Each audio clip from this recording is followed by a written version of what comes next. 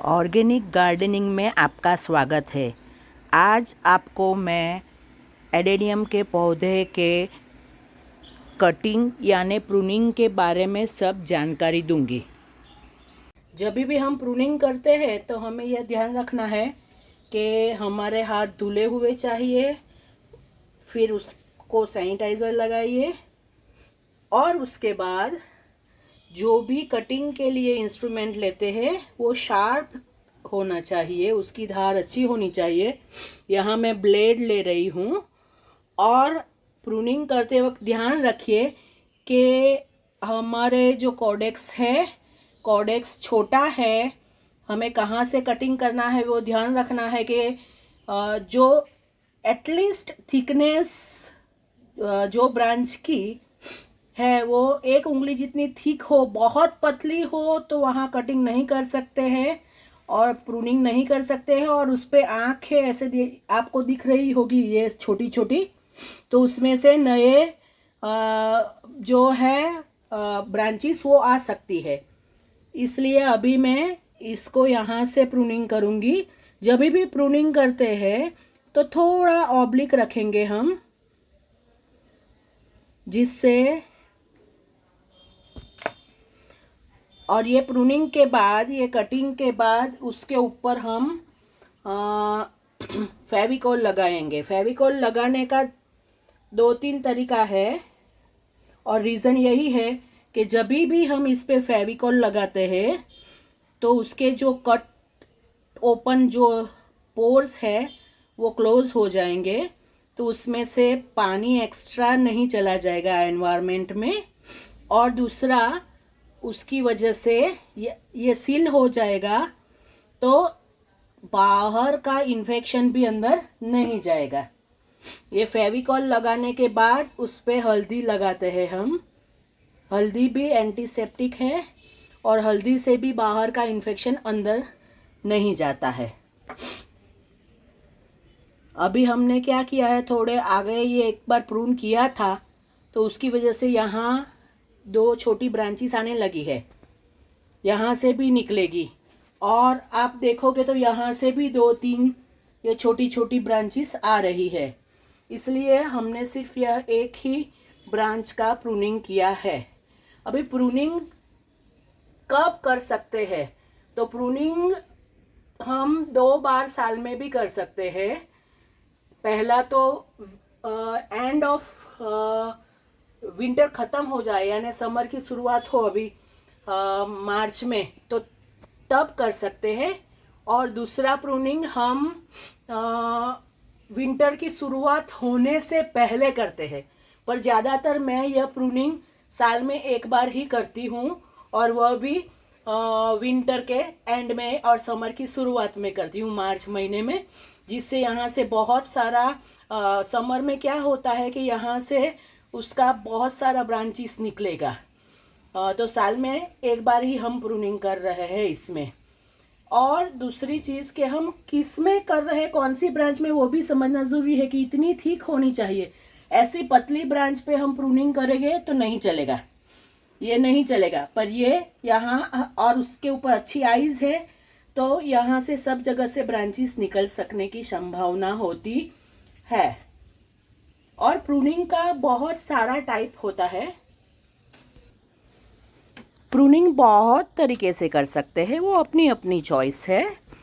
Hard pruning, soft pruning. मैं ज़्यादातर hard pruning बहुत नहीं करती हूँ। मेरे बहुत सारे एडेनियम में मैंने दूसरे कलर के एडेनियम को ग्राफ्ट किया होता है, सो उसमें भी मुझे ध्यान रखना पड़ता है।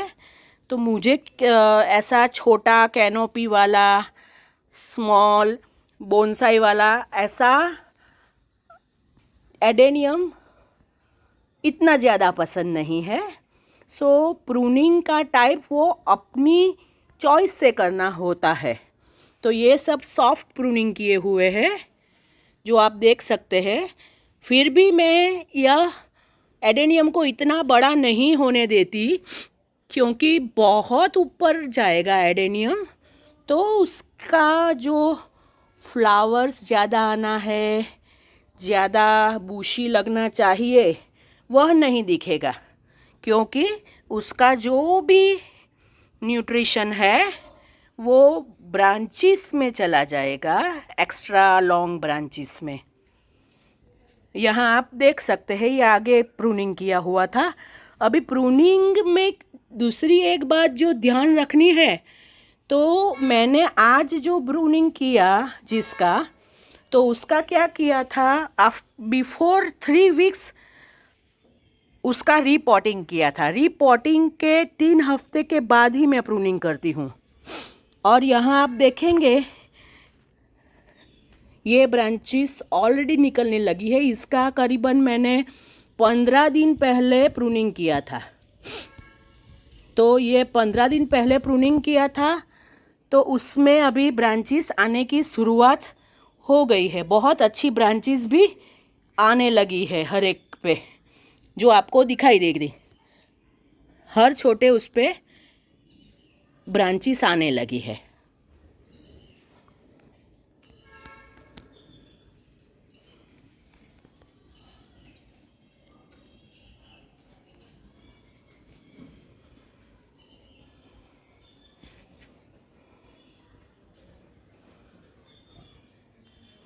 तो मुझे लग रहा है कि प्रूनिंग के बारे में आपको जो भी प्रश्न थे उसकी जानकारी मिल गई होगी। और प्रूनिंग करने के बाद यह मैं थोड़े दिन के लिए यह पॉट को थोड़े शेड में, यानी ज़्यादा धूप नहीं है ना, वहाँ रख लेती हूँ हफ्ते के लिए। और उसको पानी भी हफ्ते के बाद देती हूँ। जिस दिन प्रूनिंग किया उस दिन दे देते हैं, उसके हफ्ते के बाद बाकी पानी देंगे। और बाद में रेगुलर उसकी रिक्वायरमेंट जैसी है, सूखा होता है, हम उंगली डाल के मिट्टी में देखेंगे कि कितना सूखा है नहीं है। 1 से 1.5 इंच उंगली अंदर डालनी है, और सूखा है बाद में ही हम पानी देंगे। अभी गर्मी का मौसम है, तो इस गर्मी के मौसम में हम करीबन 2 दिन पे देते हैं, पर वह भी अपने हर एक प्लांट की रिक्वायरमेंट देखकर ही देंगे। बड़े प्लांट को शायद ऐसा लगे जल्दी भी चाहिए, छोटे प्लांट को जल्दी नहीं चाहिए होता है। तो यह हम हर एक प्लांट में उसकी मिट्टी में उंगली डाल के देखेंगे, और फिर यह तय करेंगे कि इस प्लांट को पानी देने की ज़रूरत है या नहीं। अभी पानी देते वक्त भी ध्यान रखना है कि कभी भी हमने ये कट किया है, प्रून किया है, वो ब्रांच पे कभी भी पानी नहीं देना है। ये लीफ उसके पत्ते पे या उसके फूल के बर्ड्स आने लगे उस पर भी कभी प्लांट पानी नहीं देना है। सिर्फ पानी हमें ये कॉडेक्स के आसपास और बेस पे ही पानी देना है, वरना जो नए बर्ड्स निकलते हैं वह रॉट हो जाएंगे, काले हो जाएंगे और गिर जाएंगे। तो आशा करती हूँ कि इस प्रूनिंग के बारे में आपको जो चाहिए वह सब जानकारी मिल गई होगी। फिर भी अगर कोई प्रश्न है तो आप बॉक्स में नीचे लिख के पूछ सकते हैं। Thank you.